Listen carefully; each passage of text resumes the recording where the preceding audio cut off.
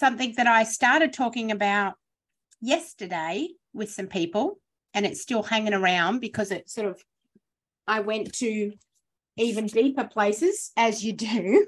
As you do, which is always good. Was talking about language, of course, when we are told to, confront our emotions, that can we work on reframing that? Because if you think about it, if you're told or suggested that you confront someone, it can put you into a quite a defensive or puffed up kind of mindset, can't it? Because you think, if I've got to confront this, and it almost has a negative connotation, because so many people will say, oh, I just don't like confrontation. So if they've got a belief that they don't like confrontation, then the minute we say, from a personal development perspective, oh, you've got to confront your fears, you've got to confront your emotions, you've got to confront, already in their head, they're probably fucking backing away and going to head out the back door. There's going to be an Allison-shaped hole in the front door there where I've run out. Well, it's fear, isn't it? Yeah, and we've connected that with the word confront, perhaps because of, from a society perspective, the way that the word's used. Yeah, I went to an event once, and the speaker said, everything always tracks back to fear, and fear is two things: fear that I won't be loved, and fear that I won't be loved, and fear that I'm not enough. So, because when we're babies, we get looked after completely, and then, we don't want to do things like, oh God, well, maybe they won't like me anymore, which is really, maybe they won't love me anymore. Maybe I won't love me anymore. Maybe, like, it tracks back to that, or, I'm not enough to be able to do that. It always ends up with those two things. It's a kind of a psychological phenomenon. And really, confronting is like, well, oh, I didn't want to say anything because it was, or, oh, I don't want to look at that side of myself. It's all fear. That's it. So I think if we're talking to people about, beliefs and fear, then can we start a movement away from the word confrontation, or start reframing that word, the meaning of confrontation, that it, does it always have to be negative? Confrontation is part of everything. Yeah. It's when you're a kid and somebody nicked your toy, the toddler will be like, that's my fucking truck, thanks, give it to me now. Or, excuse me, that's my favorite book. That's See how it's always, from very little, it's associated with war, with it's a negative connotation to it. Yeah. And so then it doesn't make sense then, from a conscious perspective, to use that word in personal development when the person themselves, if they haven't gone through, say, timeline therapy and things like that, the minute, without it, very unconsciously, the minute you suggest that they're going to confront something, the belief will pop up unconsciously. Oh, I hate confrontation. I'm no good at confrontation. Or, oh, massively. I mean, I like, being a sales trainer for years, it's right the way through that. People are just afraid of, it's like, well, why haven't you chased that up yet? Why haven't you spoken to them? Because either they don't believe in the product, or there's some reason they feel bad, asking for the money. Like, there's all sorts of things. I mean, I used to be able to sell anything, but I can only sell it if I believe in it now. Yeah. I've done everything from double glazing sales to everything, but I can only, because you need to be able to talk passionately about it, and then use the art of persuasion. But if you're afraid of So then you just won't. Judgment or Well, rejection. then you just won't get any deals done ever at all. Yeah. You know, can everybody still be a salesperson? Yeah, absolutely. But you've got to find the reason um, for doing it, you know, and make sure it's in alignment with your values and blah blah blah. And if it's not, then get it, you know, either get out of the sales seat or, you know, find the alignment. You know, it's important because, but you know, confrontation is the is the objection handling. You know, it's that like, what do you say when someone says, oh, you know, because it always comes down to, oh, I don't have the time, I haven't got the money. You know, people only say those things because they're not seeing the value in doing it. Otherwise, they'll just be like, yep, let's Mm. go. Do you know what I mean? So it's everywhere. It's absolutely everywhere. So what if here were Reception, my thoughts you know, they that benefit as well.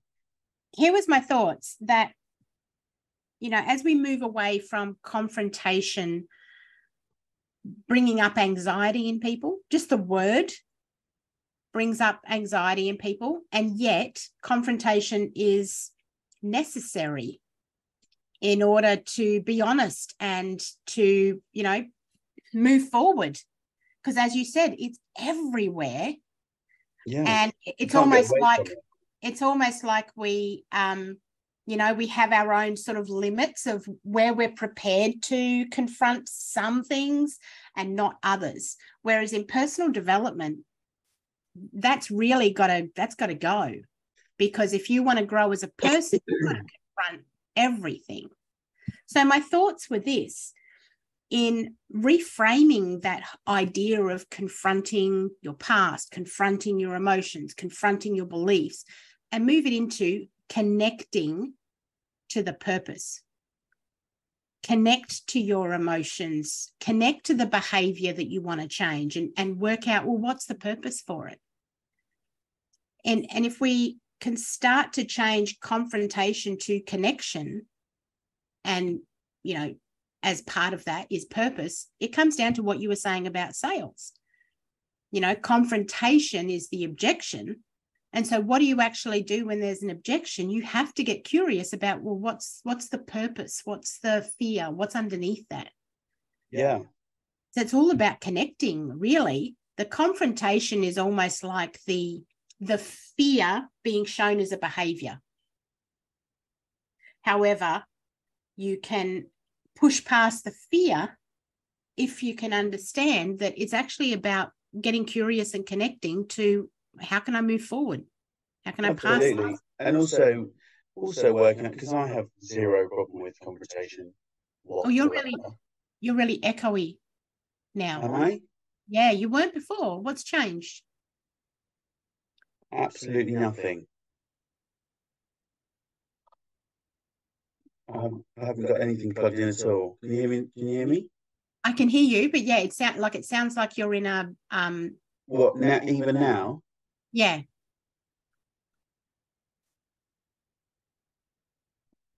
Zoom is using your microphone. Yeah. It's like something switched over and it's picking up a second mic or I don't know. But yeah, it went from really clear and normal to now And it's still like that? Yeah, there's One, two, one, two. Testing, testing. 1 2 1 2. There's an echo and a reverb. The fuck? Hang on. Same as system. Is that any better? 1 2 1 2. Yes, that's it. Weird. Okay. Righto. And back. Yeah, it's yeah, because I have no problem with confrontation whatsoever. However, I sort of grew up in that environment. So it's just like, you know, It's confrontation. almost a comfort zone for you then. Yeah, like no drama. Okay. Yeah, I mean, I prefer not to have to. But always very happy to be like sleeves rolled up, go for it. But you know, is the confrontation negative always? No, you know, it's It doesn't have to be, does it? It doesn't have to be. So, it's really important that you approach it with respect.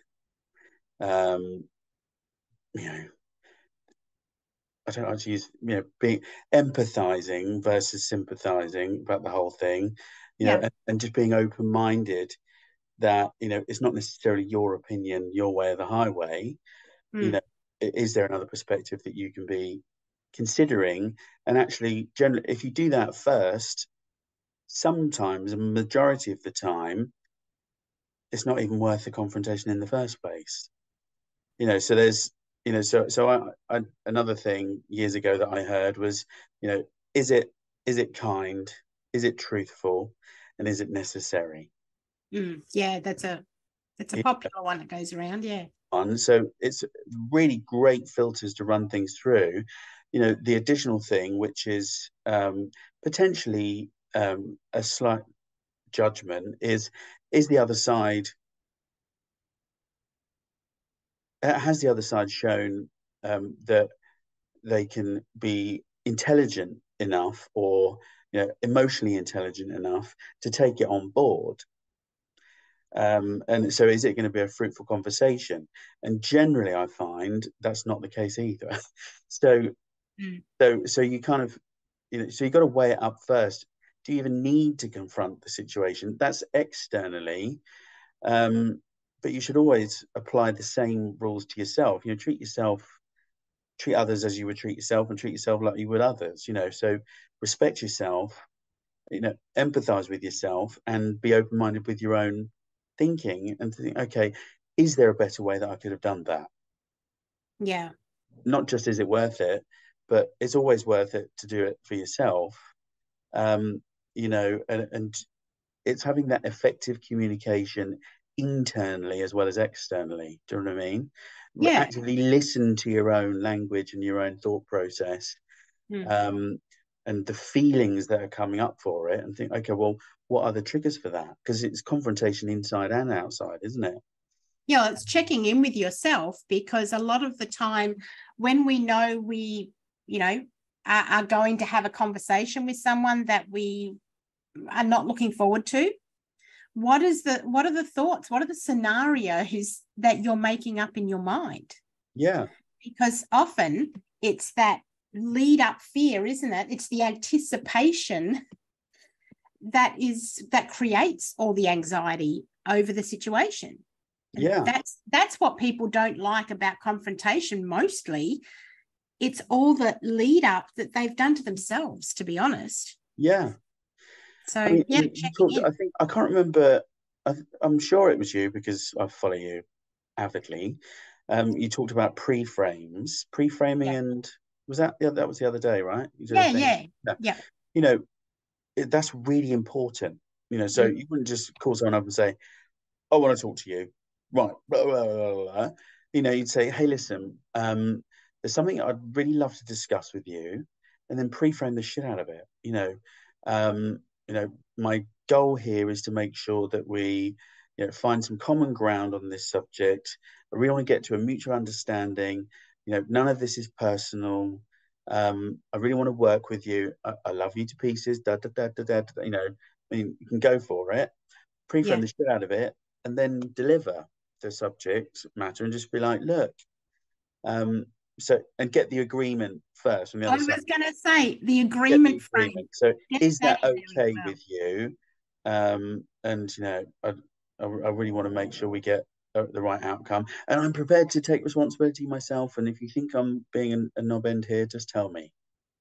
That's it. It's the pre-frame. It's the agreement frame, which the agreement frame isn't just the one agreement either. It's getting those links of agreements in there. So, when you're talking to someone, say, look, would you agree that we have a pretty open communication? Yes. And, would you agree that or you don't have to say, would you agree? Not everyone uses that, but I would simply say, and Adam, I think that we both feel fairly safe to speak our mind. Wouldn't you say? Yes, I would. So you get a couple of yeses in a row.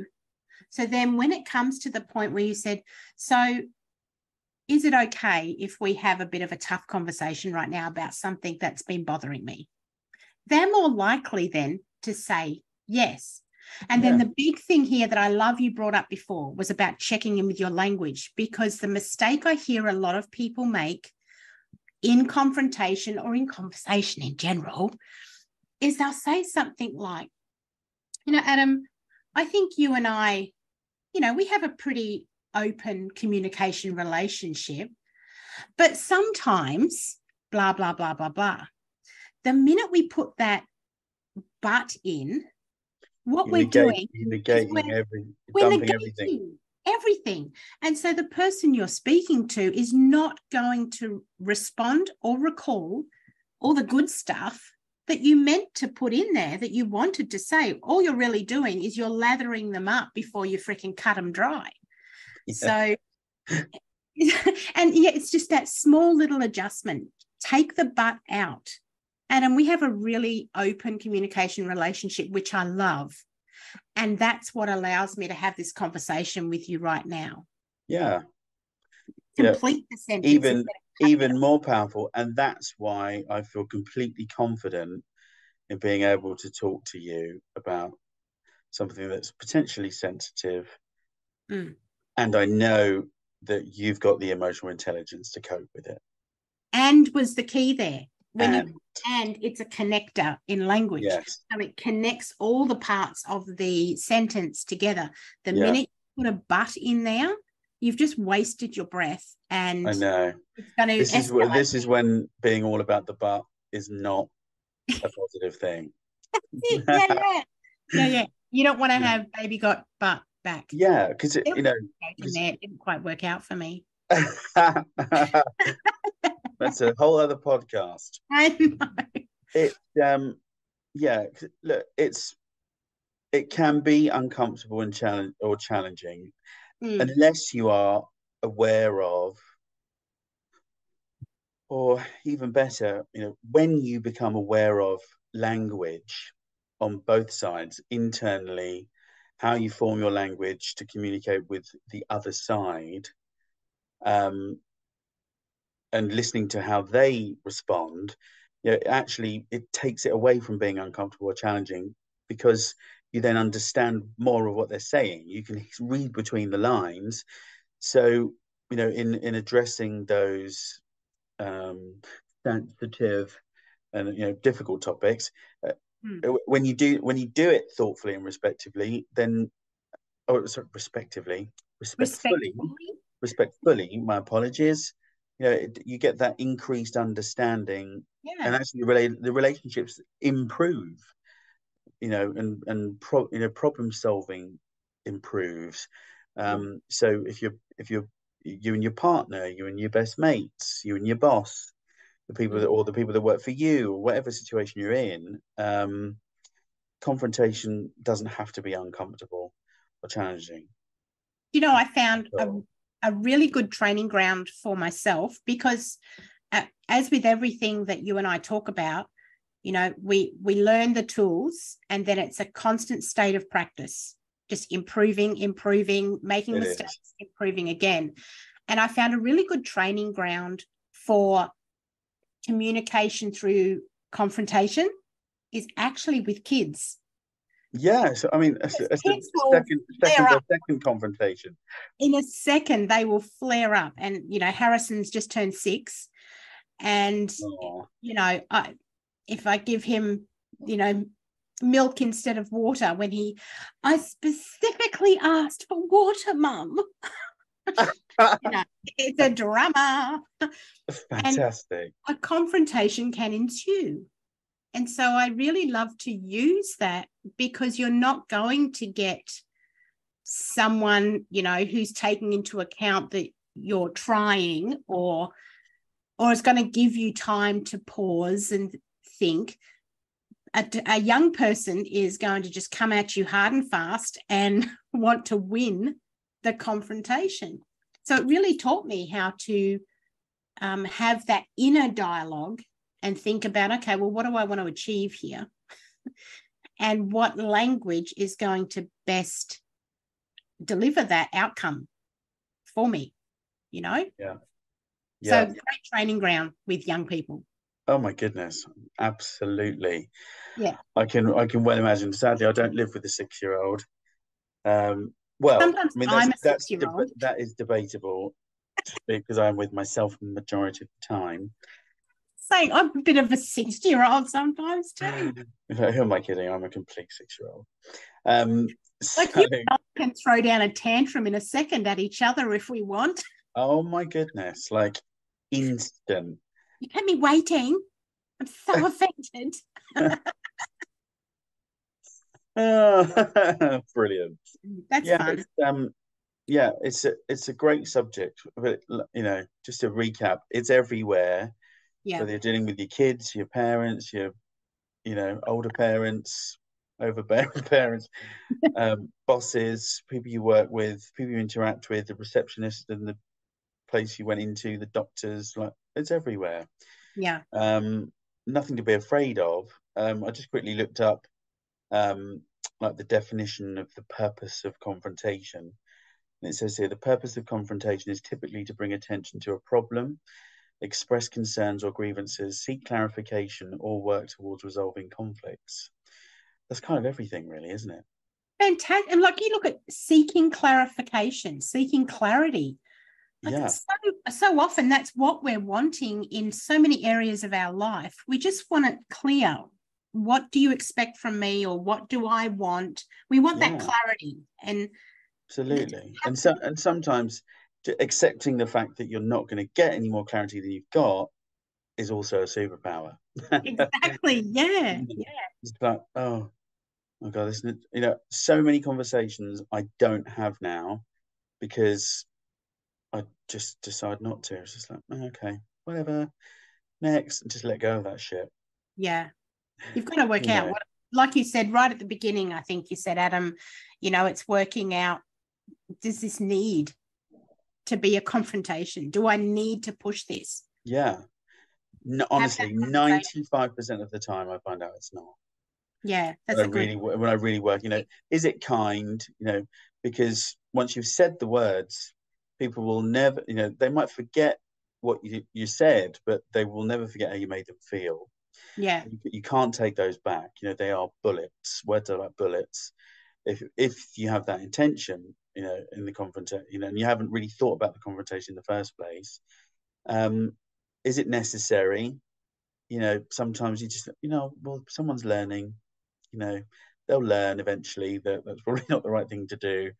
Or sometimes people are just in a different spot in life. If you've got a younger partner, say, you know, it's I don't know who you could be referring. what you mean. I was having a conversation with somebody the other day, and I was like, sometimes I really see a 14-year difference. Um, is that anyone's fault? No, there just is. It just is what it is. Yes. Yeah. So there's should never be any judgment for that. Regardless of the years span, sometimes people just haven't had the same life experiences that we have. They don't understand yet. Therefore, do they have the comprehension ability or the ability to comprehend what we're actually going to talk about? And generally, you find probably not. So it's a big one. So really, confrontation is nine times out of 10 not even worth it. Yeah. Yeah. you know, It's like you said, checking in with yourself, because also, yeah, are you going after a confrontation because you've got offended, because you got your back up, because you want yeah, revenge, because you're pissy? And so yeah. it's connecting to that purpose of, well, hang on, what really am I doing this for? Well, some absolute Alison Bennett gold is "You're welcome," You're and welcome. "You're welcome," and I say that to myself so often in my head.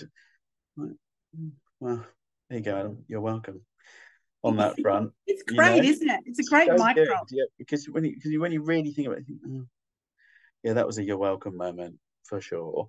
You Yeah. know, Yeah. And I think look, the last thing. I'm half Scottish, so I'm like, and Londoner Scottish. That's like fuse. That's different. You know, Tiny, teeny, tiny. teeny fuse, just straight to the gunpowder. Yeah, yeah. And it took a long time to cover the shit up and stick a whole big long fuse in there, which never gets lit really these days. This is It's so good much though. better. Yeah, Yeah. so much better. Don't get me wrong, Something I'm still human. something I would say in regards to confrontation as well, and putting them through those filters that you mentioned, Adam, is something that I repeat a lot for myself and, for students of our courses and clients and the like, is always keep in mind that every single person you interact with, everyone is a teacher and everyone is a student. Absolutely. And that includes yourself. So always check in with yourself, run things through filters, and think about what can I learn from this, and that other people are also learning from you. So set a good example. Yeah. Big time, big time. And what we notice in others is already within us, because that's one of my favorites. But I think, well, if I'm noticing that they're an asshole, that means I'm potentially being an asshole. The Without NLP, perception is projection. That's what perception is you're talking projection. about. Yes, exactly Yeah. right. Sorry, thank you for NLPing. That's fine. I just dropped that in there. Just all over you. Oh, excuse me, everyone. Sorry. Yeah, perception is projection. Absolutely. And Maybe we I mean, do something on that. even just recently, like, I was feeling a bit sludgy, and so I was like, right, get yourself organized. I've just been doing this temporary shift movements in household, moving the house fucking everywhere, and In just everything was all transit. over the place. So I mean, I wish I could show you my shelves. They're so organized, color coded. I know what all my stuff is. You know, it gets you into that, because it's how you see yourself, isn't it? It's all about Yeah. self-image and all that stuff. Oh God, that's a whole other podcast. I know we're like venturing into a whole We're nother. going off all over the place at the minute, but So yes, let's wrap this one up. let's do it. It's been fun. Loved it. As Thanks always. for coming. And we will see. Well, we won't see. We will talk to everyone again. Same time, same back channel next week. Wonderful. All right. All right, Much love. peeps. Have a good weekend. Bye. Bye.